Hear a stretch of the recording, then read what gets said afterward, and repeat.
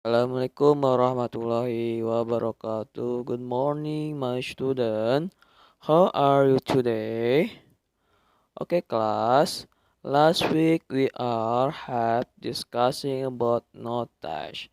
Now we are discuss about the narrative text.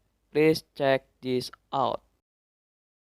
Narrative text adalah jenis teks dalam bahasa Inggris untuk menceritakan suatu cerita yang memiliki rangkaian peristiwa kronologis yang saling terhubung. Tujuan dari teks ini adalah untuk menghibur pembaca tentang suatu kisah atau cerita yang terdapat di dalam teks tersebut. Baiklah anak-anak, selanjutnya kita akan membahas yaitu tentang jenis-jenis naratif teks. Naratif teks bisa berbentuk imajiner ataupun faktual. Berikut adalah contoh genre dari naratif teks atau teks naratif. Yang pertama, yaitu ada contoh genre dari fairy tale. Ada yang tahu tidak apa itu fairy tale di dalam bahasa Indonesianya? Ada yang tahukah kalian semuanya? Oke. Ya, fairy tale di dalam bahasa Indonesianya adalah cerita tentang dongeng. Contohnya seperti Cinderella, kemudian ada Goldilocks and Three Bears, kemudian ada Aladdin dan sebagainya. Kemudian yang kedua, contoh genre dari teks naratif atau naratif teks ada misteri. Ada yang tahu tidak di dalam bahasa Indonesianya apa itu genre misteri? Tahukah kalian? Oke, baiklah. Misteri di dalam bahasa Indonesianya artinya adalah cerita untuk mengungkapkan sesuatu yang belum terlihat atau terbukti. Itu pengertian dari cerita genre misteri naratif teks. Kemudian yang ketiga, contoh genrenya adalah science fiction. Tahukah kalian apa sih pengertian science fiction di dalam bahasa Indonesianya? Tahukah kalian semuanya? Oke, baiklah. Science fiction di dalam bahasa Indonesianya adalah cerita tentang karya ilmiah. Kemudian yang berikutnya, contoh genre naratif teks atau teks naratif yaitu ada fabel. Ada yang tahu tidak di dalam bahasa Indonesia cerita fabel itu apa? Ada yang tahukah? Oke, cerita fabel ini berisi tentang cerita hewan yang mengikuti kehidupan seperti manusia pada umumnya. Contohnya seperti ada rusa dan kancil. Baiklah anak-anak, yang terakhir contoh genre yang termasuk ke dalam teks naratif atau naratif teks yaitu history. Nah, Bapak ingin bertanya pada kalian, apa sih pengertian di dalam bahasa Indonesia dari history itu? Ada yang tahukah kalian? Ayo, ada yang tahu tidak artinya? Oke, bagus. Jadi, history itu di dalam bahasa Indonesianya adalah cerita mengenai atau berisi tentang sejarah-sejarah. Contohnya ada sejarah kemerdekaan Indonesia, kemudian ada cerita sejarah negara-negara yang ada di dunia dan sebagainya. Nah, itu adalah contoh genre dari atau di dalam teks naratif atau naratif teks.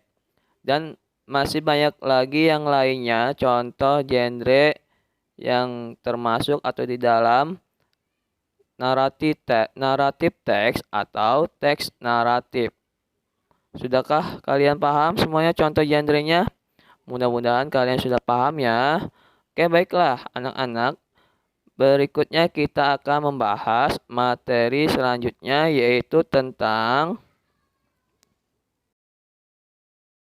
Baiklah anak-anak, selanjutnya kita akan membahas materi kita mengenai yaitu naratif teks atau teks naratif. Yaitu ada ciri-ciri naratif teks yang terdiri dari 4 ciri-ciri. Yang pertama yaitu ciri-cirinya adalah menggunakan action verb dalam bentuk past tense. Kemudian yang kedua, menggunakan noun tertentu untuk sebagai kata ganti orang. Kemudian yang ketiga, menggunakan adjektif yang membentuk noun phrase. Kemudian yang terakhir, ciri-ciri naratif teks adalah menggunakan conjunction untuk mengurutkan kejadian-kejadian. Nah, itu adalah 4 ciri-ciri yang termasuk atau di dalam naratif teks atau teks naratif. Sudah pahamkah kalian tentang ciri-ciri naratif teks? Ya, semoga kalian paham ya mengenai materi kita yaitu ciri-ciri naratif teks. Kemudian kita akan berlanjut kepada materi kita hari ini atau yang berikutnya adalah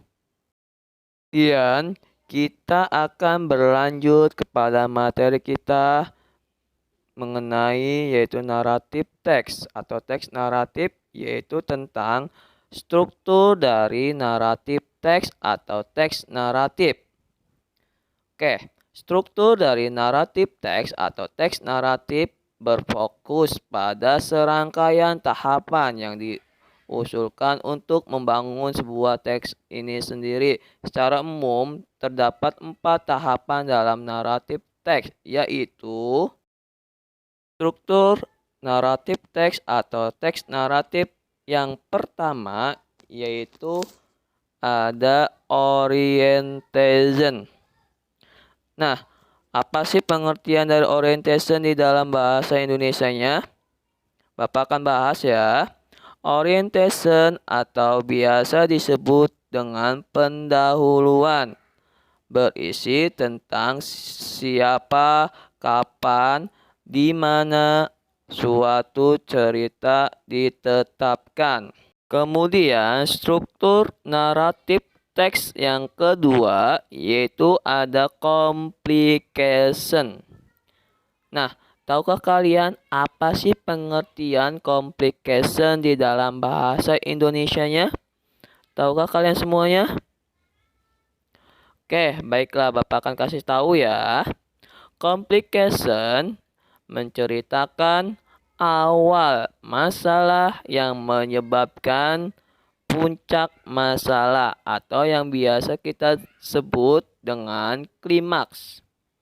Bagian ini biasanya melibatkan karakter utama dari cerita tersebut. Kemudian, struktur dari naratif teks atau teks naratif yang ketiga yaitu ada resolution. Ada yang tahu tidak pengertian resolution di dalam bahasa Indonesianya? Tahukah kalian semuanya apa sih pengertiannya? Baiklah, Bapak akan kasih tahu kembali. Bagian ini adalah atau resolution itu akhir dari cerita atau berupa solusi dari masalah yang terjadi. Nah, masalah ini dapat diselesaikan, dapat pula menjadi lebih baik atau malah sebaliknya menjadi lebih buruk, yang nantinya akan membuat cerita berakhir dengan bahagia atau sebaliknya. Terkadang pula ada beberapa resolusi yang berupa masalah lain untuk dipecahkan. Hal ini sengaja dibuat oleh sang penulis untuk menambah dan mempertahankan minat dan ketegangan bagi pembacanya.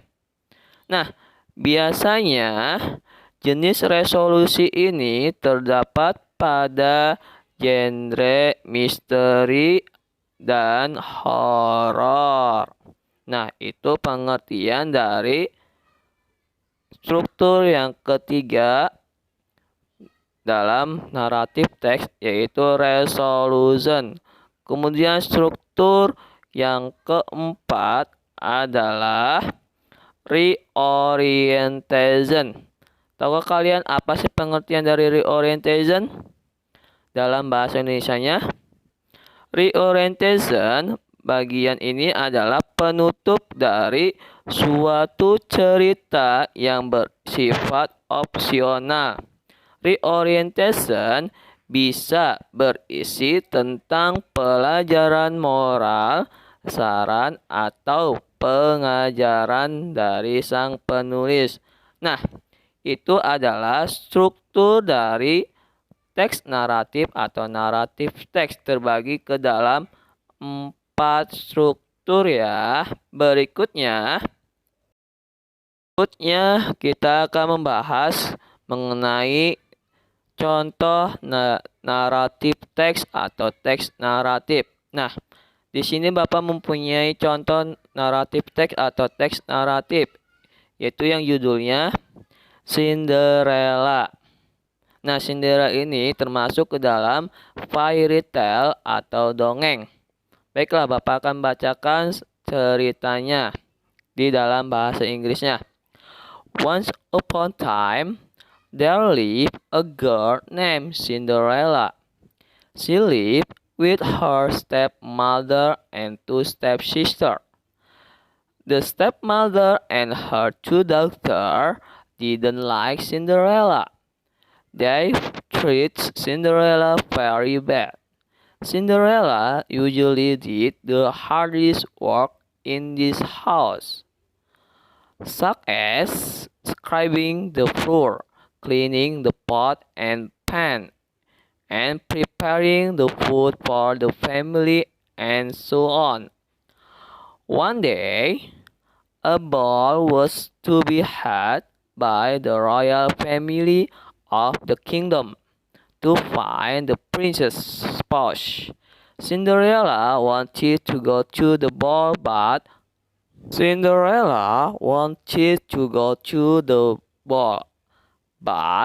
her stepmother asked her to stay at home and do the houseworks.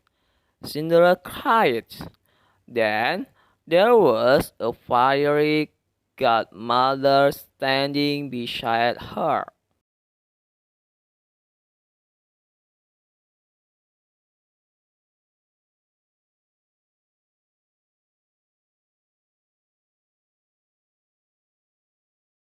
"Why are you crying, Cinderella?" the fairy godmother asked. "Because I want to go to the ball, but my stepmother insists me to stay at home. Besides, I don't have any beautiful dress," said Cinderella. Then the fiery turned Cinderella's ugly dress became the most beautiful dress, and with beautiful slippers. The fairy also turned a pumpkin into a parking coach, and the mouse became 6 white horses. Cinderella finally could go to the ball, but she had to come back before midnight, before the spell ended. At the ball, Cinderella amazed everybody there, including the prince. the prince asked her to dance. Cinderella had a wonderful time at the ball, but all of a sudden she heard the sound of a clock. The first stroke of midnight. Remember what the fairy had said. Cinderella ran back to go home, but she lost one of her slippers in ballroom. The prince picked up her slipper and would search for the girl whose foot fitted with the slipper.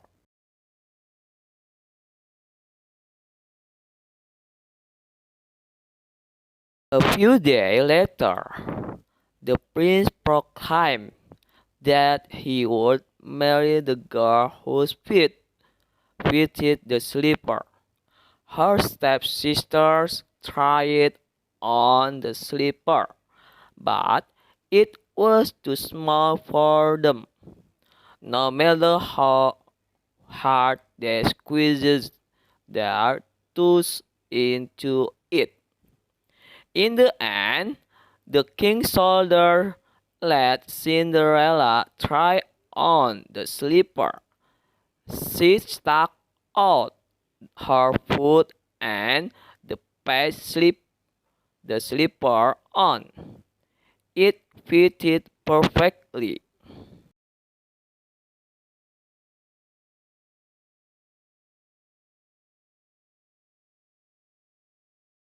Finally, she was driving to the palace. The prince was overjoyed to see her again. They were married and lived happily ever after.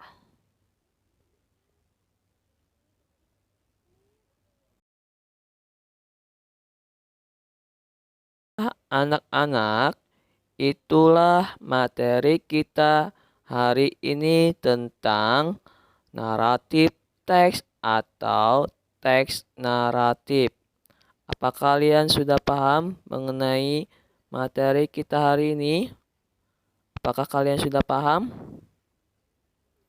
Ayo, sudah paham belum? Ayo, ada yang ingin bertanya tidak? Ya, semoga kalian bisa memahami tentang materi kita hari ini, yaitu tentang naratif teks atau teks naratif. Baiklah anak-anak, Bapak akan menutup pembahasan kita hari ini.